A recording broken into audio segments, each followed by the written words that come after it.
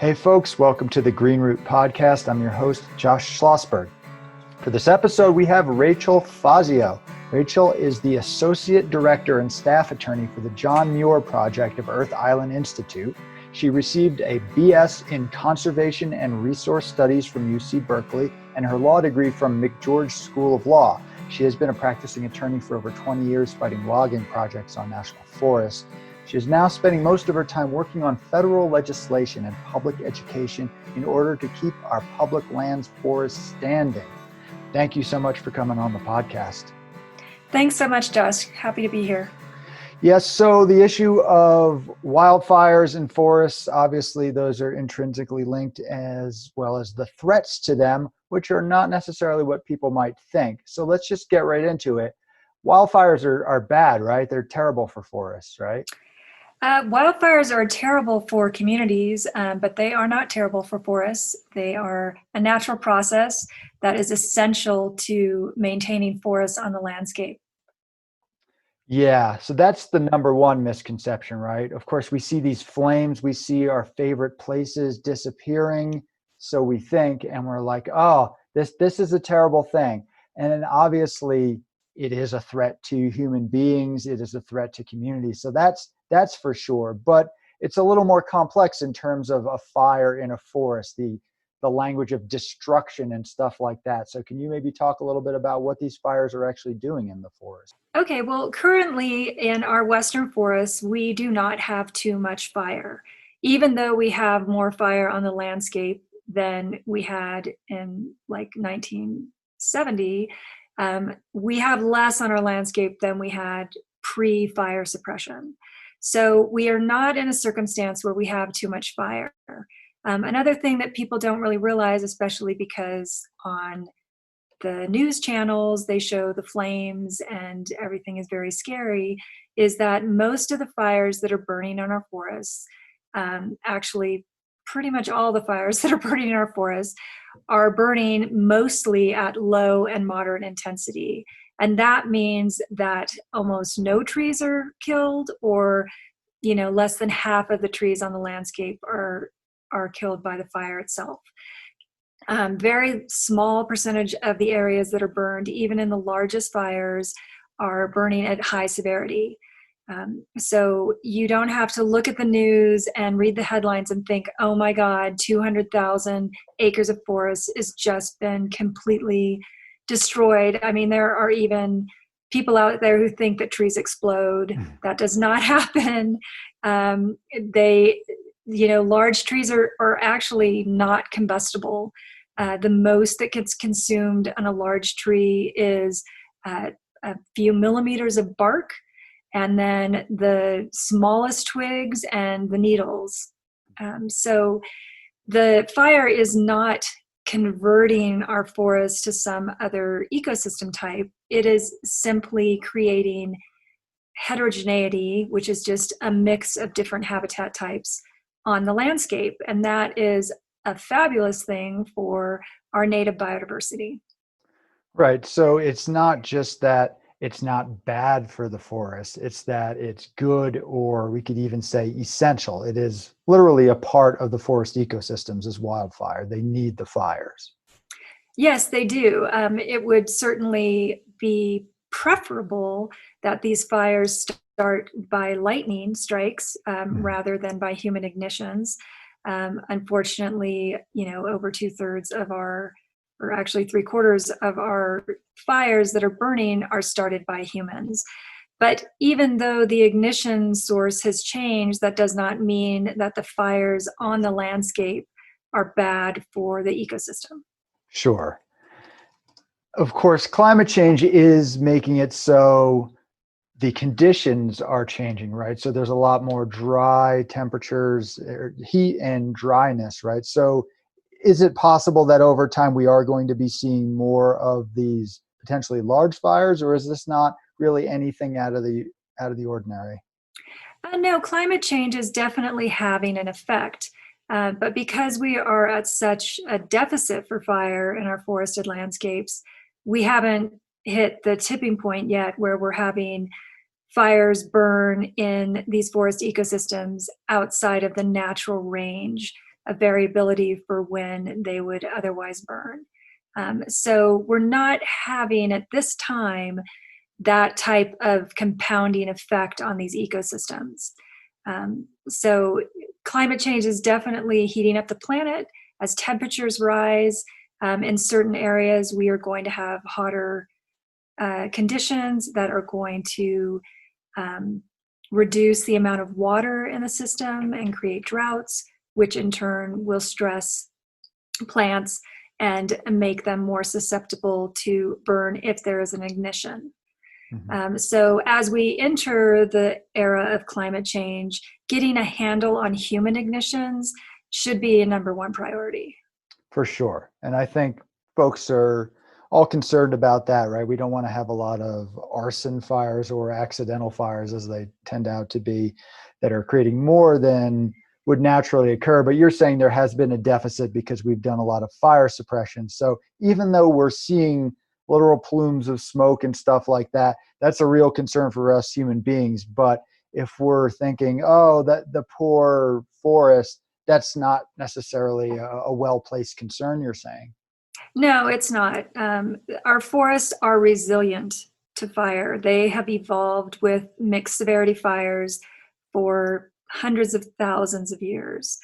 We have, there's genetic memory stored in these ecosystems that we haven't even encountered. And I understand that people get extremely concerned because these are places that they grew up going to and visiting, that they've lived in, that they love, and they're being transformed by fire, most certainly.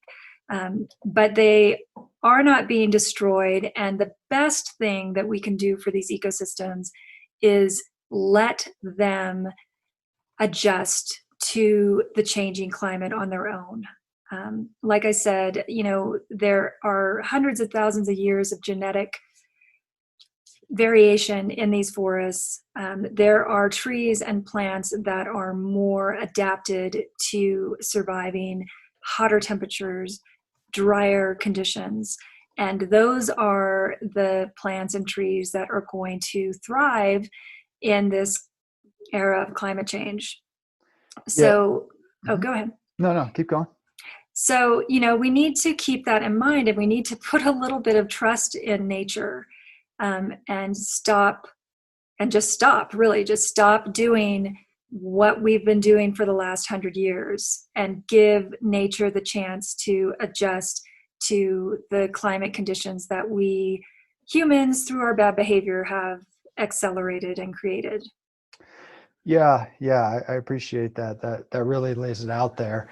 So you, like me, have walked a fair amount of wildfire landscapes. And what occurred to me, basically sometimes I've been out there literally when things are still steaming, and then up to years later, is the forest recovers. The forest always has. It knows what it's doing. Nature knows what it's doing. It's been doing this for millennia, millions of years. So what I've seen out there is the forest recovering very quickly, certain tree species coming in, or meadow grass coming in. You see all sorts of insects. Birds seem to love these burned areas because the snags are full of grubs. So I've seen these areas that people are like, oh yeah, it was a disaster. And then I go out there, I'm like, yeah, this is definitely areas with burn, but it's full of life. And then here's the rejuvenation of the soil. It's giving the new generations of trees a chance to go out there. When you look at certain areas that have that differing level of tree canopy, that's because of wildfire. So I think a lot of it is people haven't really gone out there and experienced these landscapes, or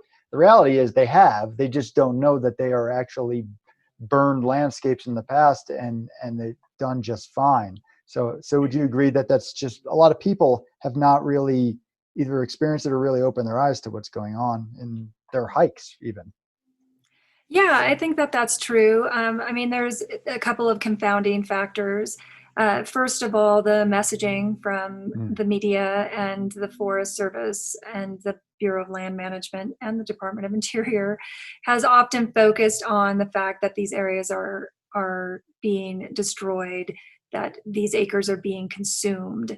And so they kind of fan the fears, of flames, so to speak. And so people, that's just been kind of indoctrinated. Unfortunately, what folks don't tend to understand is that they do that in order to perpetuate their culture of logging the forest. I think a lot of in other circumstances, people may actually go out to areas that have been burned, but they go out after the areas are post-fire or salvage logged. And if you go out to an area that experienced a fire after it's been clear cut, then yes, you will certainly see devastation. And if you don't know that it's been clear cut and don't understand that that's what happened, then you will think that the fire consumed the entirety of the forest, which of course it did not. So that's a problem too. But also, a lot of the times the Forest Service closes burned areas and for years after the fire. So people aren't able to even get out there and understand what has happened, what's changed, what's coming back. I mean, there's a quote, I think by Rumi, that talks about, not being able to step into the same river twice because it's constantly changing. And that's how I feel about burned areas. They are never the same, 6 months after the fire, 1 year after the fire, 2, 3, 4. I mean, they are in a constant state of rejuvenation. And the species that come in at different times after the fire. If you're lucky enough to live in an area that has the black-backed woodpecker or a three-toed woodpecker, these species come in almost immediately after the fire, and they can excavate on dead trees that are still quite hard, that haven't been softened by time and decay. And they stay usually 1 to 6 years. But then at like 12 years post-fire, you start getting the, red-breasted sapsuckers and the Williamson sapsuckers, because they're interested in a different component of the burned forest ecosystem. You won't find them at 3 years post-fire, but you will find them at 11 years post-fire. And there was a big study done in forested burned areas in Montana that was basically looking at the bird species that were there prior to the fires. And then, just by happenstance, a study area burned. And so Dr. Richard Hutto was able to go out and study it every year after the fire. And after 20 years, he found that burned areas, the populations of the birds that existed prior to had basically recovered to those levels or greater at particular times post-fire. So it isn't a destruction, it's just kind of a reset. And one of the things that has been so amazing to me when I go out in these areas is just the number of nests that you find in these burned areas. We went to this Angora fire outside of Tahoe, and the one time we went in there, I think it was 5 years post-fire, and you could not walk more than 10 feet without finding a nest. There were, white-breasted nuthatches, white-headed woodpeckers, black-backed woodpeckers, hairy woodpeckers, northern flickers, and mountain bluebirds, western bluebirds, wrens, all of them nesting. I mean, if you're looking for a noisy forest, go into a burned forest, because they are just so loud with the cacophony of life. Yeah. One way I was looking at it, it's almost like wildfire is kind of like a stream going into a pond or a lake that kind of refreshes waters that would otherwise be stagnant. So it's this process of rejuvenation. And go out into these areas.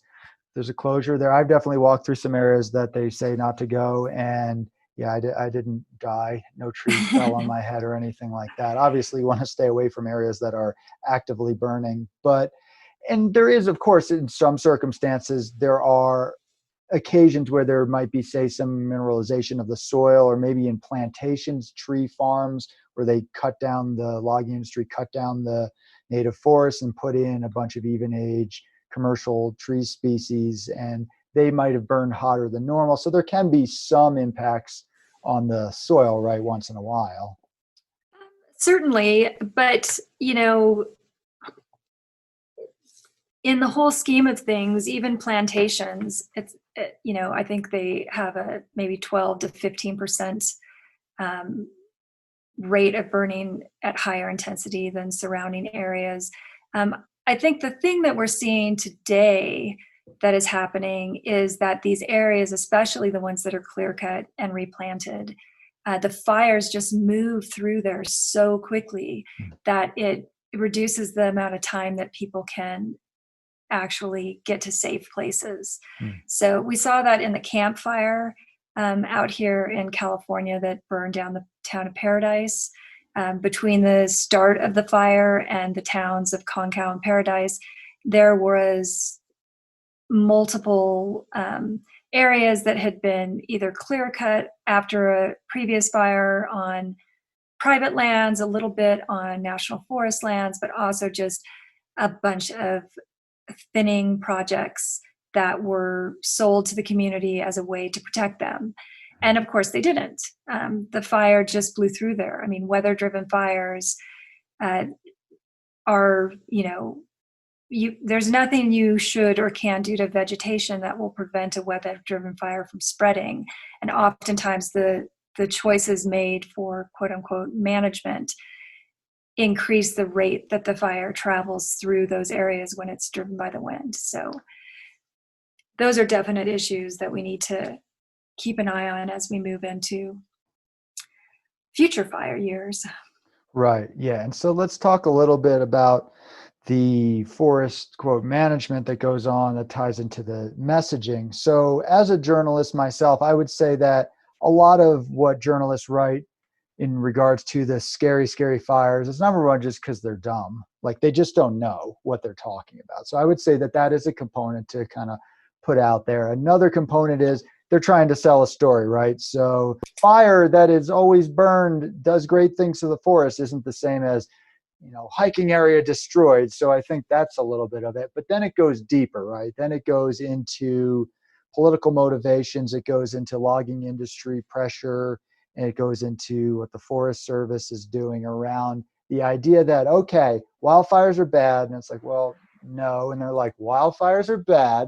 And therefore, what we need to do is we need to take the trees away, and then we're going to prevent wildfires. And to some people, well, I would say to your average individual who doesn't know much about ecology, it almost kind of makes a little bit of sense, right? Because you think about, all right, around my home, doing Firewise measures right around the home, a couple dozen feet around the home, reducing the vegetation. That makes a kind of sense, right? You have a tree leading right up to your house. That's obviously a risk for your home burning. You got to deal with the other materials in your home. There's a lot to do there. But so that concept kind of like, okay.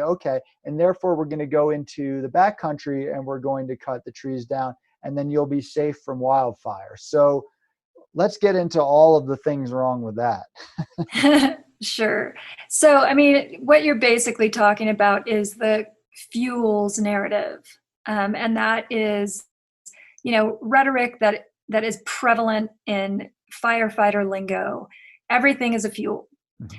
And so that sort of just translated over to the management side of the Forest Service because it seemed to resonate with people, and it just makes common sense, right?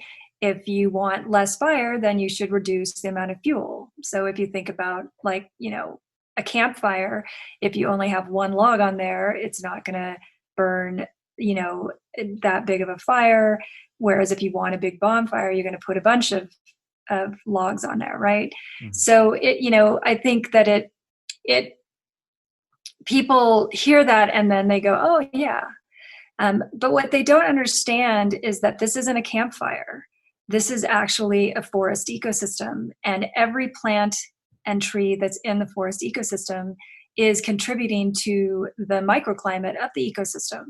So when you start removing vegetation and trees, you actually dry out the system and you create hotter conditions, and you remove wind buffers, which means that winds can blow through at a faster rate of spread. And you also when you're taking away the shrubs, you're taking away the nutrients that the trees need to survive. I mean, there's a whole mycorrhizal fungi network. People sometimes talk about it like the internet of the forest that is under the ground, and it's the way that the plants communicate with each other, how they share nutrients, how they warn each other of, pathogens or, insect attack. I mean, it's a really interesting scientific area of research that's happening. But when you start taking out this shrub and that shrub, and you start making the trees be artificially 20 feet apart, you are completely disrupting the very fabric of the ecosystem. And you're not making the forest healthier, you're actually making it unhealthy. And all of these things contribute to how the ecosystem responds to fire and how resilient it is to fire. So pretty much everything that the Forest Service is proposing to do in the forest to quote unquote reduce wildfire risk and make the forest healthy and resilient does exactly the opposite. Yeah, so not only does this backcountry logging not stop the fires, it can actually make them worse in some circumstances. But one study that I looked at, and maybe it's been replicated elsewhere, was the concept that it's sort of like a needle in a haystack, these quote fuel reduction. So let's just pretend for a second that it actually works, which it doesn't, right? Let's just pretend for a second. Oh yeah, you go in there and it's perfect. And the chance that the area you decide to thin is going to be that area that burns that year is pretty much, it's astronomically low. And then it's going to regrow over time because that's what nature does. And so let's say it's that 10-year window where things are thinned. It's almost like a meaningless effort. It's just sort of like doing stuff to pretend to do stuff, which is pretty much what it's all about. It's just about, look, we're making things happen, and you're actually not accomplishing much at all. In fact, making things worse. So I think that's a pretty good argument as well, that this is not the way to do things. Another thing that surprised even me, even though I had been focusing on these issues for a while, is tying into beetle kill or trees that have been killed by other insects. Here in Colorado, where I'm living these days, and I used to live in Oregon, I witnessed some of it there, but we had a fair amount of beetle kill. There was a quote, I guess, epidemic. I don't know, it was a few years ago, maybe a little bit longer than that, which of course, like all of those quote infestations, they peak and then they kind of slow down and disappear. And, it kills the trees because that's what needs to happen. That's a necessary process. But one of the things is, oh, we need to go out there and salvage log. We need to cut these trees down because they're fire hazards. So what they're doing here in Colorado is they're fueling this biomass facility that they built in this town of Gypsum, which is basically kind of like sort of dead center in the state of Colorado. And they truck trees in from a lot of, primarily my understanding is beetle kill. And I actually went to a lot of these sales and followed the trucks back and stuff like that. So it's literal clear cuts. It's literally, I mean, I've seen a couple 100-acre giant clear cuts, and they're saying, yeah, well, we don't want to do it either, but there's beetle kill and all of it's going to burn down. And my research has shown that that's not the case, that beetle killed trees are not more of a hazard, except during a very brief period of time when let's say it's a conifer, which these are, the needles die. So there's this brief period of time when the needles are dead and still on the tree, which is like a year or so. After that, it's less of a fuel because it's just this big fat trunk. And it's actually a lot of times the green trees, which are more likely to burn. So I'm not sure if you've seen that info as well. Oh yeah, definitely. I'll just start with the first one you mentioned, the study related to whether or not fire is actually going to intersect with areas that are quote unquote treated or where fuels have been reduced. That, they're basically, the research shows that it's like a 1% chance that any area that has had quote unquote fuels reduction done would experience a fire during the time frame when that fuels reduction might alter the behavior of the fire as it burns through those areas. I think increasingly that is not going to be the case for two reasons. On the one hand, we're likely going to see more fires in these areas. And so that could potentially up that 1% to 5%, right? This argument also creait's an incentive in Congress to do more fuels treatment so that we get that number up. So I find it, while it's accurate to say that, I don't know that it's the best argument, just because then people think, well, we have to do more. But that's not true. And in the era of climate change, when we have mostly the fires that get large are the weather-driven fires that they can't stop no matter what they try to do. No amount of alteration of vegetation will stop those fires. They just, there's studies out of Australia that demonstrate that. The huge fires they had last year in Australia, there was an area that was prescribed burn, which is often thought of as the least offensive way to quote unquote reduce fuels. At least you're not using a chainsaw. But it burned right through this largest prescribed burn they did on a national park in the country's history. So, it didn't stop anything.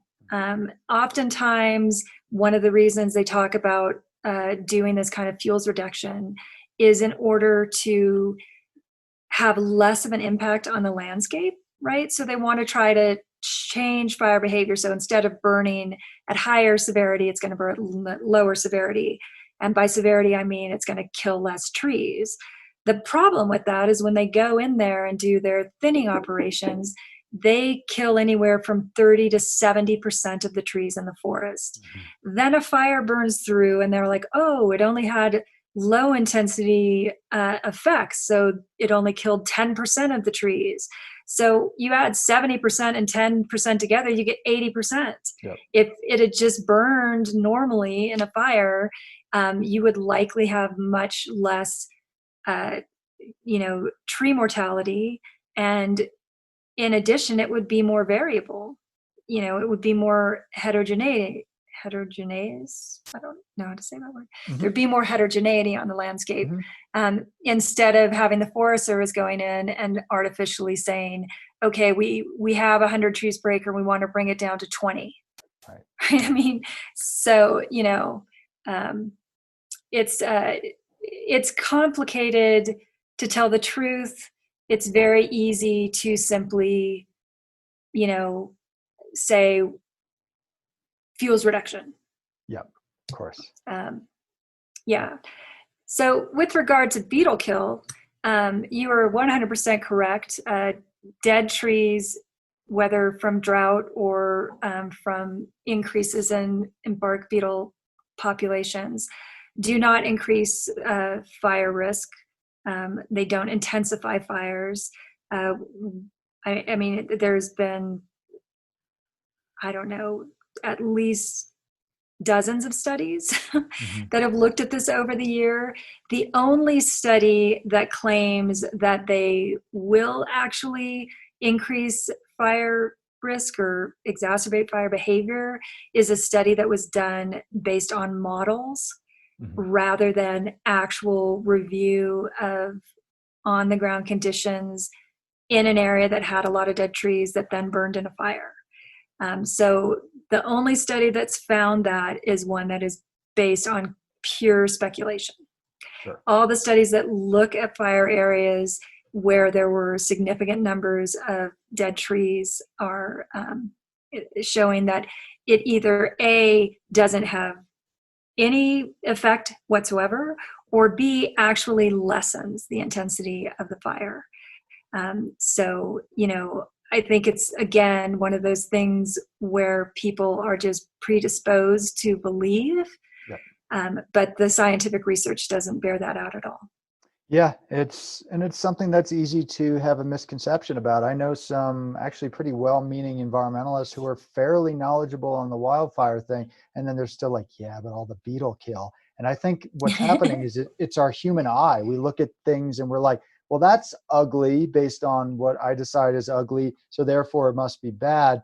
But having spent a lot of time in deserts and stuff like that, I learned to see different kinds of beauty. So these days I look at a burned forest and I'm like, that's gorgeous, right? It's and all, like these sways of dead trees here in Colorado. I'm not like, oh, that's a bummer, poor Bambi. I'm like, you're welcome, Bambi. Like, thank the bugs for creating a rejuvenated ecosystem. So I think a lot of it is just our faulty human perception, even from well-meaning people. And this whole it's sort of counterintuitive to say no, dead trees are not going to burn more. So I do understand why people have that misconception, but of course the logging industry and proponents like that are milking that for all it's worth. So let's get into some of those specifics, right? Let's get into some legislation that's going on that you believe to be a threat to our forests, and they're using this wildfire lingo of we must destroy the forest to save the forest from being destroyed, or whatever they're saying. Whatever their rhetoric is. Yeah. Yeah. Yeah. So, I mean, with regard to the dead trees, there are numerous bills in Congress right now that are focused on relaxing environmental protections in order to increase the rate at which dead trees can be cut down and removed from the forest. In a bill that's introduced by Senator Daines out of Montana and Senator Feinstein out of California, they are actually, Feinstein is actually proposing to eliminate a restriction that prevents trees from public lands from being exported prior to being processed. So raw logs, there's been a law in Congress for decades that prohibits the export of raw logs from public lands. And she wants to reverse that in order to accelerate the logging of dead and quote unquote dying, undefined trees to who knows where, Japan, Korea, anywhere that wants to bring a carbon spewing boat into a port and pile on a bunch of logs and take them somewhere else. So the dead tree narrative is definitely driving at least 4 or 5 bills on in Congress right now to create new categorical exclusions, which are a function of the National Environmental Policy Act that allows projects to proceed without much, if any, public participation and very limited environmental analysis. These are not good things for the forest or the ecosystem or the climate. There are also a lot of at least 2 replanting bills that are out there that are being pushed under the guise that forests don't regenerate on their own after fire, which is not true. They regenerate beautifully if you don't go in and salvage log them. So when you do go in and clear cut, you destroy everything that the fire returned to the ecosystem. You mess with the soils, and you destroy all the seedlings that are coming in if you do it more than a year or 2 after the fire. And then you have to replant with nursery stock. And so there are several bills in Congress. The Replant Act is one. There's even a provision of the Climate Stewardship Act, which overall is a great act, but there is a provision for increasing the amount of money in the Reforestation Trust Fund to the tune of $4.5 billion a year to replant areas that have experienced, events such as a wildfire or increase in beetle populations that has caused a lot of mortality. So these are very dangerous provisions, even though it sounds like that's great. I mean, what's wrong with planting trees? Because 99.9% of the time, replanting is preceded by logging. And the more money they have to reforest areas, the more areas they can log. Yep. Well, I learned basically when I first started doing forest advocacy when I was working for nonprofits in like mid 2000s that the agencies, so like the Forest Service, can't really get away with logging for logging's sake as much. I mean, they still do plenty of it, believe me, but they realize, no, we have to have the guise of helping. So it seems as if pretty much all of these logging projects these days, or all of this legislation, which is basically just logging in disguise, it's like to help the forest. So what percentage would you say, I mean, just to pull it out of the air, of logging is going on these days on national forest public lands is tied into some pretend concept of helping the forest get better? Oh, I mean, I would say almost all of it. Even if there's a component of a logging project that they're actually upfront and say, we're doing this for wood products. Even the clear cutting projects, it's a restoration project. Yeah. It's a reforestation project. It's a fuels reduction project. It's a resiliency project. And they all have components of logging. Some are more, constrained or restrained than others. We had a logging project here. I live in the San Bernardino National Forest, and they did a logging project here, which had a 10-inch diameter limit for pinyon pines. But pinyon pines are an extremely slow-growing, long-lived species. So when you're taking out a 10-inch diameter tree, you're taking out a tree that's, much, much older than your grandparents. Right. While it seems on the face of the project itself, you're like, oh, 10 inches, that's not very big. In reality, they removed like half the trees from this area of forest. Mm-hmm. And so what comes in after you do that? Cheatgrass. And cheatgrass is an invasive species that is extremely easy to ignite. So instead of having pinyon pines, which are hard to ignite, and native shrubs like rabbit brush and sage, you now have an understory of cheatgrass. And the tiniest spark can just set it on fire. So the logging is altering these ecosystems in such a way that is not actually making them more fireproof. It's making them more prone to fire. Right. But they sure know how to use the language.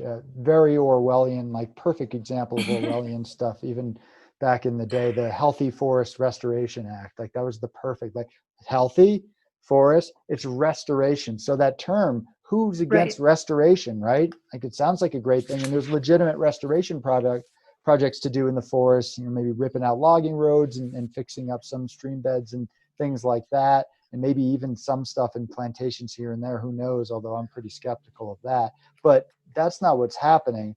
But so they use also the term thinning, which is like, who doesn't want to be thinner, right? So it's like, it's very clever. None of this is an accident. They are wordsmiths. They know exactly what they're doing. So, freedom is slavery, that sort of thing. Slavery is freedom, all that stuff straight out of 1984. That's what they're doing. They put it in all the language, and it's even the thinking. And I think a lot of the public is misled. They don't have the time to do the research, although I do think more folks are catching on. I mean, thanks to work from you folks and others who've been working on this issue for a while. Some journalists who take a moment to actually research their stuff have gotten a little bit better at writing articles on this. So I think, would you say that awareness is somewhat increasing? Maybe not maybe the percentage of it, I don't even know. Yeah, I do believe that. I mean, I think we've even come a ways in, journalists covering actually wildfires.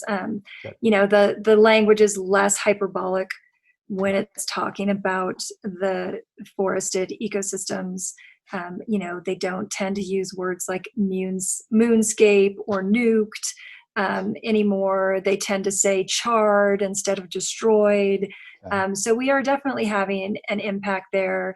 The hard thing is that everybody is more than willing to go out and cover a wildfire when the flames are burning, but trying to get reporters out into these areas a year after, 2 years after, to see the amazing rejuvenation of the ecosystem is much more challenging, even though it's every bit as photogenic. The wildflowers, the birds, the nests, all of it are, just absolutely amazing. But the moment's passed, and it's not going to get as many viewers, right? Yep. Flames, in the teaser is like, ooh, poor fire. It's just way too mediagenic.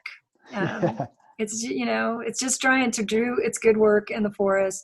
And there are things that we can do to protect communities from fire. They Right. aren't very complicated. They aren't even that expensive. There is one bill in Congress right now, the Wildfire Defense Act, which was introduced by Senator Harris, who is now the Democratic nominee for vice president, and Rep. Jared Huffman out of the Bay Area. And this act focuses entirely on communities. It creates a new category of FEMA grants to help communities actually prepare to live with fire. So it focuses on defensible space around homes. It defines it very clearly as, pruning vegetation within 100 feet of the home. It focuses on money for retrofitting homes, so putting on ember-proof fence, putting on gutter guards to keep pine needles and leaves out of their gutters, for fireproof roofs. You do not want a shake roof in this era of climate change, whether you live in the Bay Area or the middle of a forested ecosystem. My mom just finally changed her roof. She lives in Livermore, and there was actually a fire pretty nearby this summer, and she actually changed her roof last year. She got a new fireproof roof. Otherwise, we'd had shake shingles on that house, in a suburb for almost 50 years, right? So that was a good thing. And they have vents on their guards on their vents for embers. But, across the freeway from where this house is oak grassland and woodlands. And that can easily catch fire. And with winds, it could blow embers across the freeway. That is perfectly, perfectly capable of happening. We've had fires down here in Southern California that blew embers across the 8-lane Interstate 15 between Los Angeles and Vegas. So, people, whether you think you aren't living in an area that's susceptible to fire or not, you really need to pay attention to what your house is made out of. Don't stack firewood next to your front door. Don't store newspapers on the front porch. All of these things will make it almost, 95% to 99% likely that your house will survive a fire. But Congress is still mostly stuck in looking at this as a fuels issue and wanting to focus billions and billions of dollars into manipulating vegetation in our forest ecosystems. It's not the way to go. Yep, absolutely. And a lot of this is also tying into biomass energy. They were doing some of this beforehand, but I think it's the perfect storm in regards to look, we're protecting forests from wildfire, even though they're not, and that's not something we should be trying to do anyway.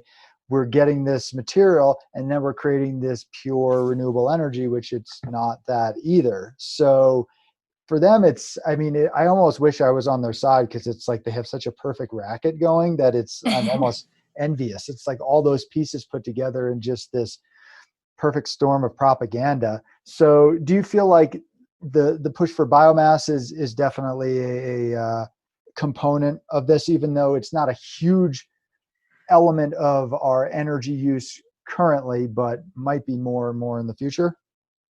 Oh yeah, it is. It is in almost every bill in Congress, whether it is simply additional money for programs that already exist within the Forest Service. They have grant programs to promote biomass on public and private lands. The Feinstein bill I mentioned has $100 million to invest in biomass facilities and annually. And the worst part about it is that they want to prioritize building new biomass plants in low-income communities. So I know much more than I do about the biomass issue, but biomass plants are more polluting than coal plants with regard to both, pollutants and carbon emissions. So, it's talk about an environmental justice issue. But even, most of the clean energy bills that are out there actually incentivize and the proliferation of woody biomass. And so, something that we've never really focused on before, being people who are working to protect forests, we now have to come through every single 900-page clean energy bill to try and stop the push from that end. The Westerman Trillion Trees Act wanted to codify the false claim that burning forests for energy is carbon neutral.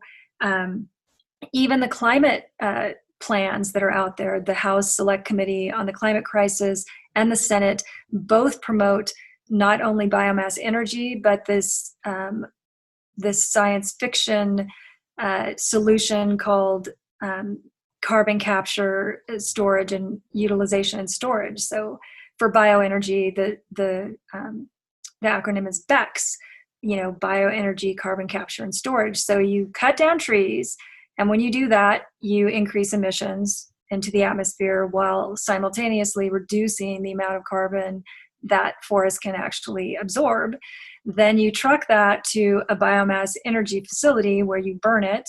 And then instead of that going up into the air, you pump it into the ground. Sort of like the whole theory behind clean coal. Yep. But unfortunately, there's no real fix there. I mean, if there's an earthquake, and as we know out in the West, we have quite a few of those, all of that carbon that you're quote unquote storing can just be put into the atmosphere in a moment. It also, there are concerns and scientific evidence that doing that pollutes groundwater. I mean, it's so far from a solution to anything that it's almost mind-boggling that Congress is fixated on it. But yeah, the biomass component of forest destruction is gaining a lot of steam, and it is very enticing to politicians who want what they like to see as a win-win-win. Right. And unfortunately, a lot of environmental groups have been touting biomass because it's kind of like, anything that appears to be renewable energy. And of course, we need to wean ourselves off of fossil fuels, which are extremely destructive. I mean, I don't even need to get into why they are. But the idea of just like anything instead, that's been a real mistake. And while a lot of green groups now are sort of saying, no, we're not a fan of biomass anymore, it's almost like too late. The damage has been done. That's been perceived as green. Yeah, so they're doing the cockamamie stuff, like literally pumping CO2 in the ground. It's almost like, it's almost hilarious. Like I write horror fiction, and like that's something that I would come up with as like, here's an evil stupid idea, like, and they're trying to do it in real life, and it's pretty insane. It's almost as if we don't already have these engines isn't the right word, but we don't. Trees are already absorbing and storing the carbon. Like they're already doing the work for us, right? We don't have to be creating all these other things that will really just be making it worse in many ways. So instead of we could reduce our energy consumption by a tiny percentage, and that would make up for all the biomass that's currently being utilized. Of course, they do want to expand it. My opinion and the opinion of other folks I know who study a lot of fossil fuel stuff is basically that the fracking boom has postponed the biomass boom, although it's been booming in many, many ways. The thing about biomass is, to downplay it, people will say, oh, well, it's only a small percentage of the energy. Right, but it requires so much material to create that percentage of the energy. So we're already taking too much from the forest for the small amount of energy that's bioenergy right now. So any more of it, I would say, is a major threat. So it's not just the green groups. And then to get it more controversial is the Democrats have been the leading, let's just say some of the leading voices, although some of them, such as Senator Wyden of Oregon, has been if not the leading voice in the whole hack up the forest for our fake renewable energy. So if folks are trying to turn to, those dirty Republicans, like, they're usually on the bad side of this, but the Democrats have been using the whole, oh, look, we're protecting you from climate change and giving you healthy, beautiful, renewable energy. They've been the cheerleaders for this just as much as other folks. It's great to hear that Kamala Harris has that home defense bill focusing on that protection of the homes, the thing that actually makes a difference. So that's great. But I think when we split it into that political binary, it really makes it so, well, I'm not going to critique Wyden because I like him on this stuff and he's the Democrat. It's like, well, he's in the wrong corner on these issues. Yeah, I mean, unfortunately, fire is scary for people. Yes. And it is happening in a lot of different districts for, representatives. And they do not want to be seen as not doing anything about it. So, but they're doubling down on 20th century practices, and we're not in the 20th century anymore. Yeah. So we need to actually take a step back and do an approach that works. Like most recently, we still have a fire burning on this forest, the El Dorado fire. And, it was really interesting to watch it, how they were fighting it, when they had to pull back. I mean, these wind-driven fires and fires that are happening in extreme heat have a huge impact on the ability to fight the fire from the air, right? Because the extreme heat affects the loft of the helicopters. The smoke prohibits the air tankers from dropping anything because they can't see anything. And the winds keep everybody on the ground. So they actually, on numerous occasions, couldn't do any more aerial attacks. And so they pulled back to the communities that were threatened. And the firefighters went in there and created defensible space because a lot of these people didn't have it or hadn't, maintained it for this year. They went into people's homes and closed windows. They took down flammable curtains. They actually even did some prescribed fire within 100 feet of the house, like behind the house, between the house and where the fire was moving from, because there was nothing they could do to stop the fire. And they only lost, out of like 10,000 structures that were actually threatened, they only lost 5. So, there is a way forward here, but if anyone is telling you that we need to use our forests for renewable energy and that's going to save us on climate and stop forest fires, they're just lying. There's no aspect of that equation that is correct. And we really need our forests to remain standing. We need to step back and allow the natural processes to happen so the forest can maintain their resilience even in the changing climate. We can go in and eliminate invasive weeds and species. We can certainly decommission roads because roads are a huge vector for ignition starts. There are things that are compatible with ecosystems that we could be doing. Logging and native vegetation removal isn't one of them. Yep, that's absolutely the case.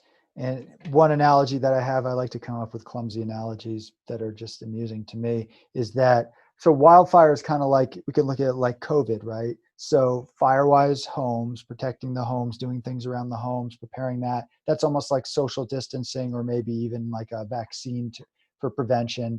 And cutting the backcountry forests, that's kind of like killing random people in the streets to prevent the spread of COVID. It's like insane. Well, he might have it, like, boom, he's dead. And then maybe piling the body so it actually spreads the disease more. So that's my analogy that no one will ever repeat. But that's kind of how I think of it. It's just almost insanity. Like, let's do the things that actually matter. But yeah, it's not as sexy. I think the journalism it's good that it's getting better, but I keep coming back to this because I've been a journalist and I've written on this topic. And so there's the whole idea that if it bleeds, it leads. I think with this stuff, it's Right. like if it burns, it earns, right? It earns clicks and ad revenue versus reporting on it in a different way, or the things that need to be done with homes. But one question I want to ask you is, so fuel breaks. So I hike a lot around Colorado, and I go into places I'm not supposed to go a lot of times too. So I was kind of off trail, and then I've run into a couple fuel reduction projects one was on county land and another I believe was state land. Yeah, it was actually state land. And so there are these kind of just like random fuel breaks that aren't necessarily really near where people are living. Does that make a lot of sense? I mean, it's really limited compared to the rest of the stuff, but I'm just curious about that. No, it doesn't make a lot of sense for a couple of reasons. Number one, if an 8-lane highway isn't going to stop an ember, a 500-foot swath of cleared area isn't going to stop an ember either. The fires that get big, the fires that are threats to communities are weather and climate-driven fires. And there isn't anything you can do to the landscape that is going to stop a weather-driven fire. It's not, it can't, it won't, it does not work. And this has been proven over and over again. So, all you're really doing is creating an area that's been degraded somewhere out in the forest. The only time that a quote unquote fuel break could work is if it's really low fire weather. And if it's really low fire weather, we should simply be letting those fires burn, especially if they are not near a community. And B, if they are near a community, they are suppressible because it's low fire weather. Right. So these are just, they're completely ineffective, and they are in no way, shape, or form necessary or helpful. Yep. Well, this is a super important topic because obviously this has been I don't know if this has been there's been more wildfires this season, or just kind of the smoke has blown more in populated areas, which is more kind of what I suspect. But a lot of folks are becoming more and more aware of this. I myself, earlier in the summer, there was a small wildfire, didn't get more than a couple dozen acres, literally 2 miles as the crow flies from my place. I could see the fire from my place. So the first time in my life, like, wow, I might be in an evacuation situation. So I understand how frightening that is to people, but I think I'd be curious what you have to say about this. Obviously, we need to do what we can in terms of making homes firewise, and that's extremely, extremely effective. And we shouldn't be hacking up backcountry forests that does nothing and actually makes things worse. But is it that also those of us who are choosing to live in ecosystems or adjacent to ecosystems, we might have to accept a little bit of risk, a little bit of the chaos of nature, just like people who have beachfront homes. Guess what? Sometimes the ocean goes over the seawall, or if you're living in a floodplain, guess what? Sometimes the river crests, because that's what rivers do. And then wanting to tame all of these natural features because we love how pretty they are. And then we're like, but we expect you to behave according to our standards. Do you think humans, we need to start to not accept that we're all going to burn up in a fire? Obviously, we need to do all we can about that. But the idea of this is part of the risk of choosing to live in these ecosystems. Yeah, I mean, I think if we need to start thinking about fire like we think about hurricanes, right? I mean, you can't control a hurricane, even though, President Trump wants to nuke them and seems to think that's somehow going to make it better. That's not really an option. And when you have a hurricane, you get prepared for the hurricane. You board up your house. If you rebuild an area, you typically build on stilts. You have a certain kind of roof. Octagonal shaped buildings tend to do better in extremely high winds than square or rectangular ones. There are things that you do because you accept that this is a natural weather event. Fires are exactly the same. They are a natural weather event. More and more, they're going to become weather driven. We do have more acres burning in the state of California than we did, last year or the year before that, or in the last 30 years, but not in the history of the state of California. Pre-fire suppression, we had anywhere from 4 to 10 million acres burning a year. But that's kind of neither here nor there because we have a lot more people. And so a lot more people are being affected. We need to focus on that. And it's not just the people who are choosing to live in or near the fire adapted ecosystems. People in the Bay Area were inundated with smoke for almost a month without much relief. And I don't think they would say I chose to live in an area like this, so I have to accept the risks. I definitely think we need better land use planning. But yes, people need to understand what is happening, and they need to have the tools to be able to protect themselves from the effects of fire on the landscape, including keeping your house from burning down, and not think that they can just rely on someone else to do it for them. Right? I mean, that's one of the biggest tragedies, I think, of this Forest Service and government narrative is if we do this in the backcountry, you're safe. Right. But that's a lie, right? I mean, that's a lie. It's not even true. So we need to get away from that type of rhetoric and really give people and communities the resources they need to actually be safe. Yeah, I agree. So they're actually distracting people and they're giving them a false sense of security, which is extremely dangerous. Yeah, and they're pumping all the money into ineffective, harmful practices that don't benefit communities in any way, shape, or form. Instead of, $4 billion would go a long way towards retrofitting houses in fire adapted communities so they wouldn't burn down. Then we could save money on firefighting, right? I mean, there's a way forward. It's a hopeful message. And it is a message that will have results as far as community protection. If we want to get out of this cycle that it appears we're entering with larger weather-driven fires being more of the norm, we need to address climate change. It's that simple. And you're not going to address climate change by chopping down trees. You're going to address climate change by reducing oil and gas consumption, reducing energy use across the board, and keeping our trees in the forest.